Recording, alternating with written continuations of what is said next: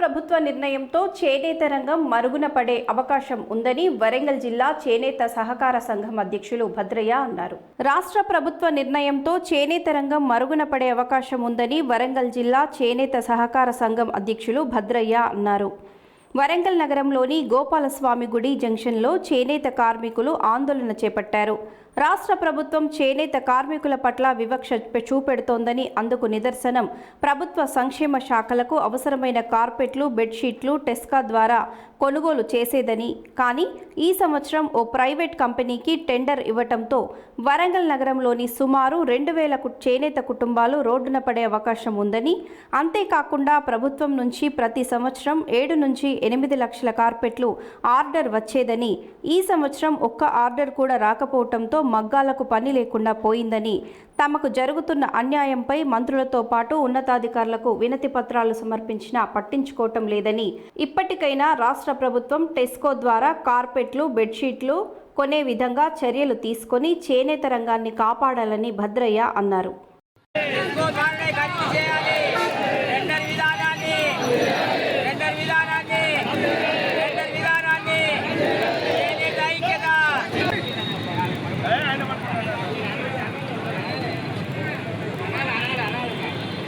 శాఖలకు అవసరం ఉన్నటువంటి బెడ్షీట్లు టెస్కోకు ఆర్డర్ ఇచ్చినట్లయితే టెస్కో చేనేత సహకార సంఘాల నుంచి చేనేత కళాకారుల ద్వారా ఉత్పత్తి చేసి మీ ప్రభుత్వానికి కార్పెట్లు, బెడ్షీట్లు తయారు చేసి 40 సంవత్సరాల నుంచి సరఫరా చేయడం జరుగుతుంది.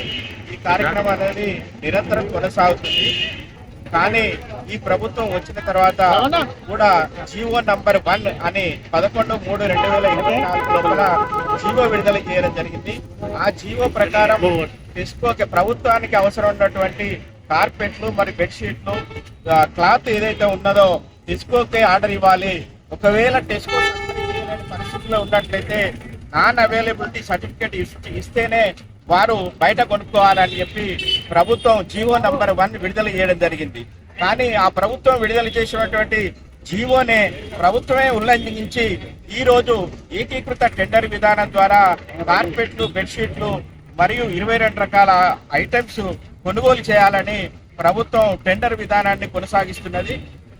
టెండర్ విధానం స్టార్ట్ కాకముందే మేము జిల్లా లోపల ఉన్నటువంటి, రాష్ట్రం లోపల ఉన్నటువంటి పలువురు ప్రజాప్రతినిధులను, ఎమ్మెల్యేలను, ఎంపీలను, ఎమ్మెల్సీలను, తర్వాత మంత్రులను, గౌరవనీయులైన చేనేత శాఖ మంత్రి తుమ్మల నాగేశ్వరరావు గారిని, తర్వాత అడ్లూరు లక్ష్మణ్ గారిని, గుండా సురేఖ గారిని, వివిధ మంత్రులను కలవడం జరిగింది. వాళ్లకు విజ్ఞాపన పత్రాలు కూడా అందించడం జరిగింది. ముఖ్యమంత్రి కార్యాలయం లోపల కూడా 2 సార్లు విజ్ఞాపన పత్రం మేము అందించినాం.